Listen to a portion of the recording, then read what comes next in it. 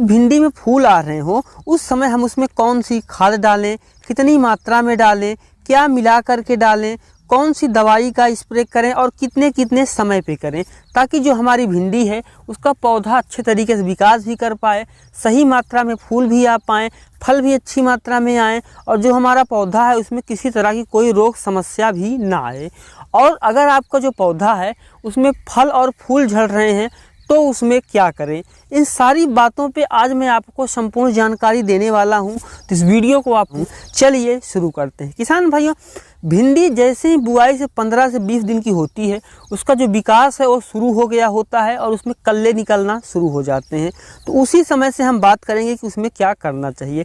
जैसे ही आपकी भिंडी जो है 20 दिन की हो, आप उसमें देखें कल्ले निकलने शुरू हो रहे हैं, पौधा विकास कर रहा है, तो उसमें आप 250 ग्राम ह्यूमिक एसिड और 1 किलो NPK 19-19-19 का स्प्रे कर दीजिए, ताकि जो आपका पौधा है उसकी जड़ भी अच्छे से विकास करे, पौधा भी अच्छे से विकास करे और कोई रोग और समस्या ना आए। और अगर आप किसान भाइयों ड्रिप से सिंचाई करते हैं भिंडी की, तो उस स्थिति में आप 250 ग्राम ह्यूमिक एसिड में 3 किलो NPK 19-19-19 मिला करके स्प्रे कर सकते हैं। और अगर आप ज़मीन पे खेती कर रहे हैं, बेड बनाए कर रहे हैं, सामान्य सिंचाई दे रहे हैं, तब आप केवल 250 ग्राम ह्यूमिक एसिड में 1 किलो NPK 19-19-19 मिला करके स्प्रे करें।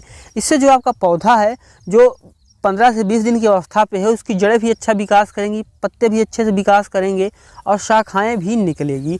और बुआई के 30 से 35 दिन में जो आपकी जो भिंडी है उसमें फूल आने शुरू हो कहीं कहीं पे, ठीक उसी समय किसान भाइयों आपको 1 एकड़ में 30 किलो यूरिया लेना है और उसमें 250 ग्राम सूक्ष्म पोषक तत्व लेना है। सूक्ष्म पोषक तत्व आप चाहें तो लिक्विड में भी ले सकते हैं या फिर आप पाउडर में भी ले सकते हैं। आप लिक्विड वाला भी यूरिया में मिला सकते हैं और पाउडर वाला भी मिला सकते हैं। आप सूक्ष्म पोषक तत्वों को यूरिया में मिला करके अपनी फसल पे डाल दीजिए।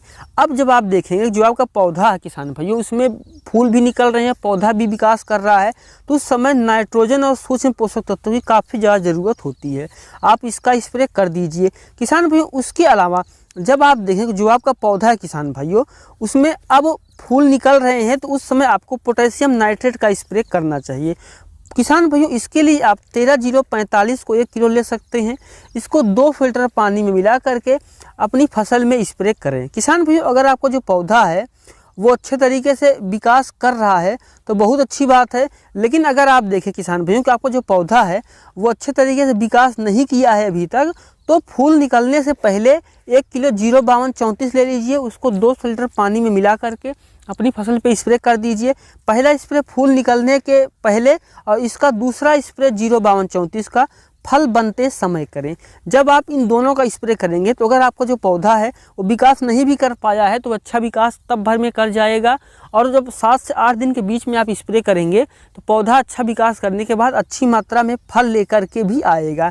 किसान भाइयों अब आपका जो पौधा है वो 40 से 45 दिन में उत्पादन देना शुरू कर देगा। किसान भाइयों जैसे ही आपकी जो फसल है उसमें उत्पादन देना शुरू कर दे, उसी समय आपको एक चीज़ और करनी है। बहुत तरह के जो फनफूद होते हैं, रस चूसक कीट है, वो हमारी फसल को नुकसान पहुंचाते हैं। उससे बचने के लिए किसान भाइयों आप 500 ग्राम फनफूद नाशक दवा ले लीजिए, उसको 2 लीटर पानी में मिला करके अपनी फसल पे स्प्रे कर दीजिए।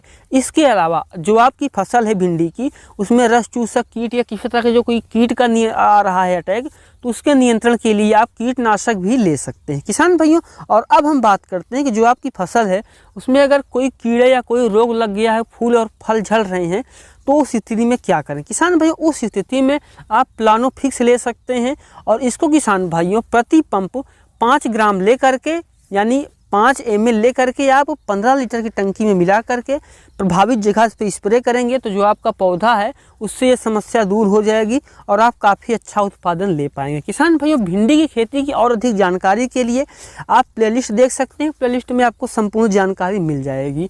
उम्मीद करता हूँ कि वीडियो को काफ़ी अच्छा लगा होगा।